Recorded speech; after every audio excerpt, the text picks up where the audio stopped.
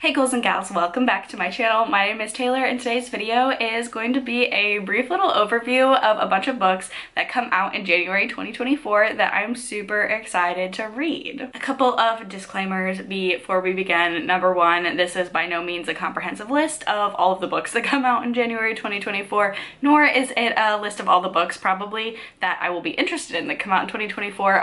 It's just, there's so many books, so little time. I honestly think it's impossible to keep track of like every single book release and every single book that comes out. So yes, I tried my best, but you know, if I missed one, definitely leave it down below. And then also in the description box of this video, I will have a list of all the books that I talked about, and I'll also have information about these books on the screen with me. So let's just go ahead and get started. January is going to be quite the exciting start to 2024. The first book comes out January 2nd, and that is going to be Rabbit Hole by Cate Brody. And this is a debut that explores the dark side of true crime fandom and the blurry lines of female friendship, where conspiracy theories from Reddit seduce a disaster-prone woman into an obsession with solving her older sister's cold case disappearance. It says that Rabbit Hole is a biting critique of the internet's voyeurism, and it's a character study of a mind twisted by grief.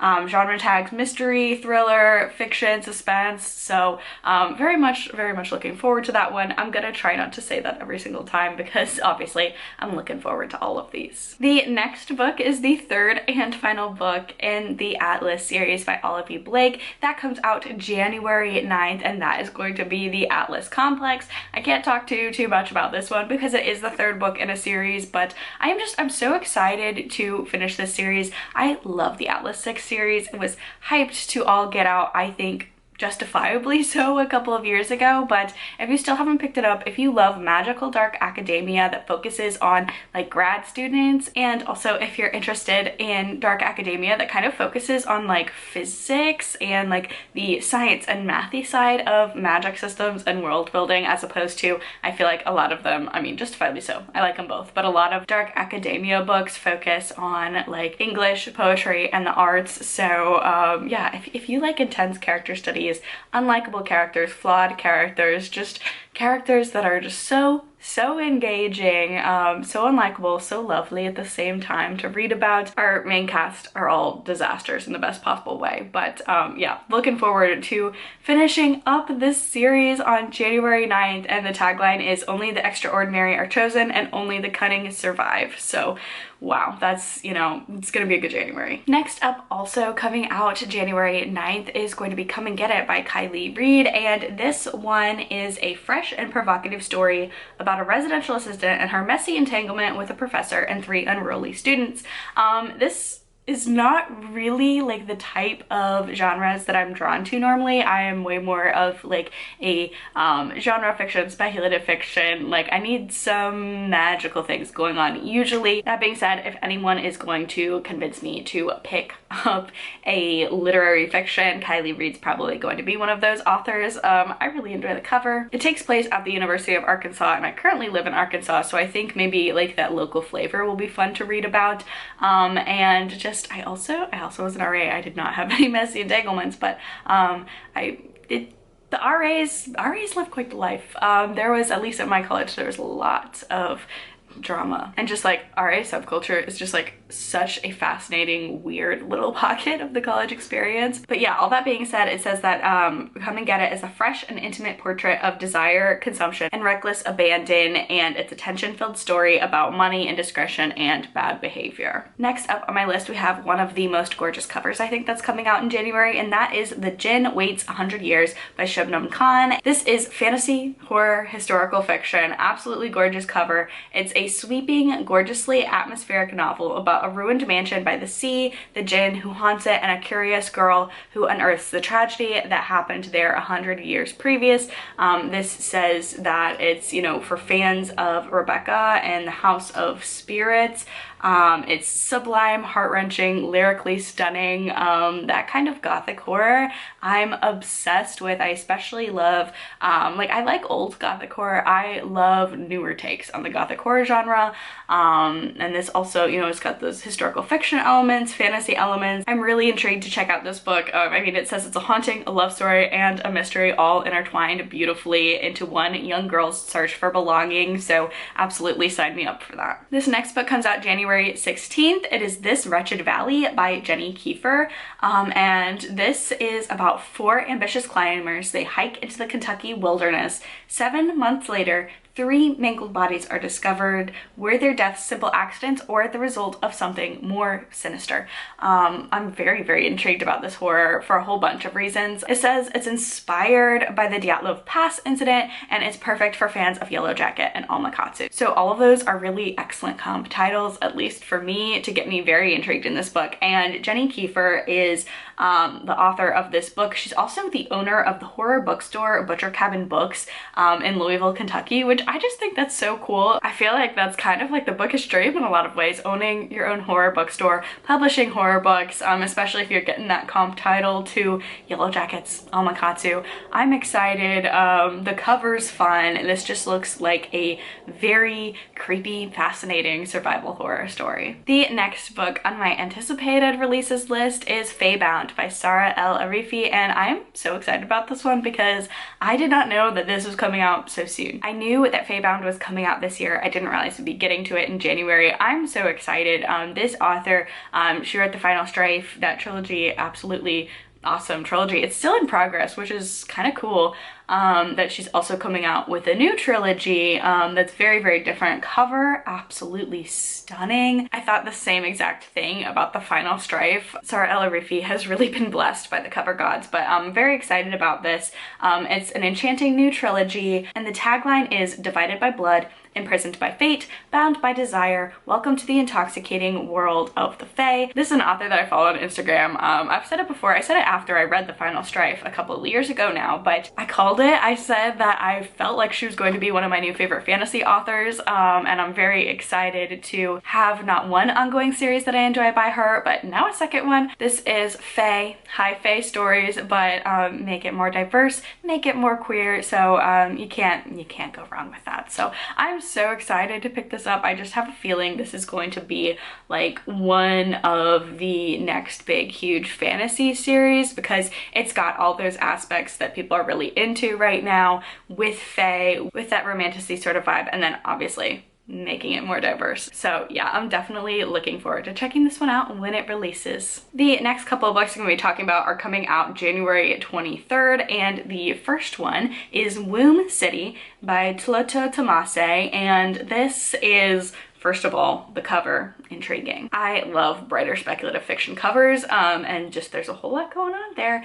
But this is horror, science fiction, dystopia. From the cover, from the title, we can kind of start to guess what this is about.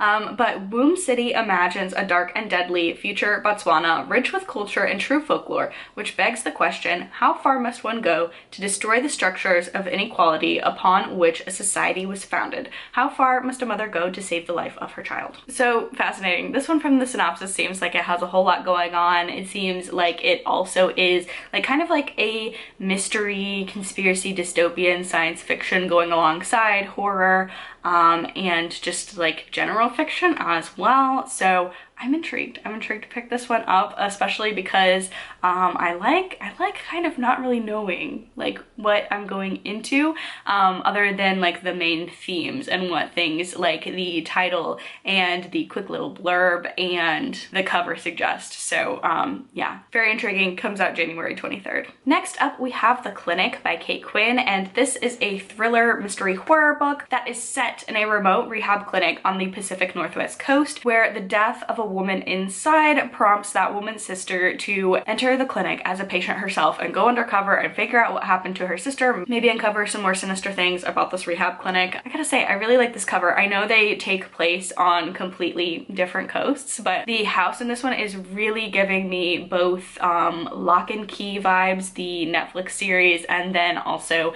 Midnight Club, like that house on a cliff overlooking the ocean. It's absolutely gorgeous. Gorgeous cover, very intriguing intriguing premise. I haven't picked up a mystery thriller in a while, and I feel like a book like this is a perfect place to reintroduce myself into the genre because it seems like it has a lot of tropes and kind of elements that I tend to really enjoy in horror and mysteries like this. And the rest of these books are all coming out January 30th. It's going to be a very bottom heavy month, at least for the books that I'm interested in that are coming out. So first off, I would be remiss if I didn't mention House of Flame and Shadow by Sarah J. Maas. This has been a book that's been, I feel like, in some ways, decades in the making. Absolutely do not start with this book if you're interested in reading a Sarah J. Maas book, but I couldn't not mention it because I'm just so excited to read it. I also think this is one of the most beautiful covers that Sarah J. Maas has gotten. Like I mentioned before about Sara El-Arifi and how she just has like the most magical covers and has really good luck when it comes to just getting the best covers. I actually don't feel the same way for Sarah J. Maas. I feel very indifferent about most of her series covers except for this Crescent City series, and this one is just the most beautiful one I think that's come out so far. So yeah, that's what I'm gonna be doing January 30th. Like, I'm sure half of BookTube and like half the world at this point. I feel like Sarah J. Maas is one of those authors that I see people who don't even normally read or like interact with the bookish community like really enjoy, which is cool. You know, anything I think to get people reading is a win in my book. But yeah, super excited, super gorgeous cover. I am nervous and excited. I can't wait to see what happens. The next book on my list is a horror, and that is Bone Pendant Girls by Terry Friedman. This follows our main character Andy, and she has been able to communicate with spirits since she was a kid. When a bone pendant carved into the likeness of a girl's face calls to her at a gem show, she can't resist buying both it and a sister piece. When she discovers that the girls like on the pieces of jewelry are missing runaways and that the pendants are made of human bone, Andy's thrown into a mystery that will force her to confront her gifts, her guilt, and the ghosts haunting her. This is a paranormal fantasy. I know I came out really boldly off the bat and said this was horror, I think just because of the title and like the vibes of the cover almost, but on Goodreads this does say that it is paranormal fantasy. So yeah, I don't know, a paranormal sort of mystery story. I mean, I have to feel like just based on the premise there are some horrific elements involving, you know, making pendants out of bone, but nevertheless I'm not sure which genre this book is fitting neatly into, but I'm intrigued to pick it up and read it. Next up we have Midnight on Beacon Street, and this is by Emily Ruth Verona, and this is a suspenseful and entertaining debut thriller and a love letter to vintage horror movies in which a teenager must overcome her own anxiety to protect the two children that she is babysitting when strangers come knocking at the door.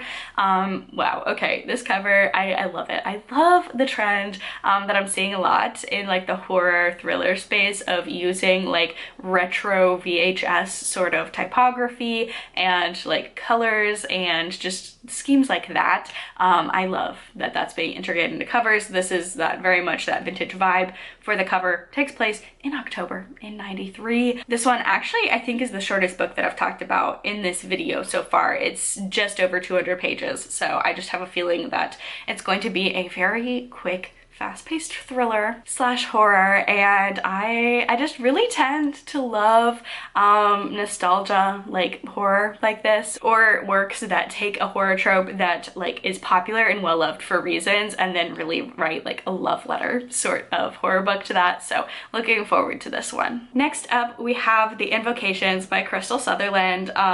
This one is a darkly seductive witchy thriller where though both men and demons lurk in the shadows, girls refuse to go quietly into the night. This one, I actually have a feeling that it's probably going to be the Illumicrate Upper Night book of January. It actually wasn't on my radar until I kind of heard about that. So this is going to be fantasy. It is young adult, which I don't tend to gravitate towards, but I have read from this author and enjoyed her work in the past. It's got witches in it. It's got, you know, just fantasy horror vibes, which I tend to really like. It says that this is a very queer, witchy, dark, and driven by female rage. This paranormal serial killer mystery goes hard and delivers on the ending, and that was actually written by a Goodreads review. Bethany, beautifully bookish Bethany, thank you for that tagline. That's an awesome tagline and very much has me intrigued on checking this book out. Those are all buzzwords that I'm very fond of at this channel. Next up, we have The House of Last Resort by Christopher Golden. This is a horror thriller, and it says it's the next high concept horror novel from New York Times bestselling author Christopher Golden. I'm not sure what that means in terms of high concept because I don't think this is like literary horror. So I'm not really sure. It's about an all-American couple. They move into a house. This house has a very dark past involving the home was owned for generations by the church. So I am a sucker for haunted house stories, stories about houses with dark secrets in them. Christopher Golden, I think I've read a couple things by him now, and whether I've enjoyed them or not enjoyed them so much, I always had like a fun time reading them. So just because I really love like haunted houses, houses with dark secrets, those kind of tropes, I'm intrigued to pick this one up. So yeah, that comes out January 30th. Intrigued. And then last but not least, we have The City of Stardust by Georgia Summers, and this is a fantasy, romantasy, science fiction, magical realism story. Those are the genre tags. So this says, slip into a lush world of magic, stardust, and monsters in the spellbinding contemporary fantasy from debut author Georgia Summers. We've got family generation curses. Our main character, Violet, is the last of the Everly line, a line where for centuries the Everlys have seen their best and brightest disappear, taken as punishment for a crime no one remembers for a purpose that no one understands. So we got a little bit of, I think this is like considered romantasy, either that or fantasy with heavy romance elements, also like some mystery, and just like magical realism. Sounds like it's going to be a very beautiful and lush book, and I'm definitely looking forward to checking it out as well. So there you have it. Those are just some of the books that I'm looking forward to checking out in January of next year. If you liked this video, please give it a like, leave a comment down below letting me know your most anticipated release for either 2024 or just, you know, January 2024. But it's a brand new year full of amazing book releases that I'm so excited about. Subscribe to the channel for all of the bookish and cozy gaming content. Stay safe, stay spooky, and I will see y'all in the next video. Bye!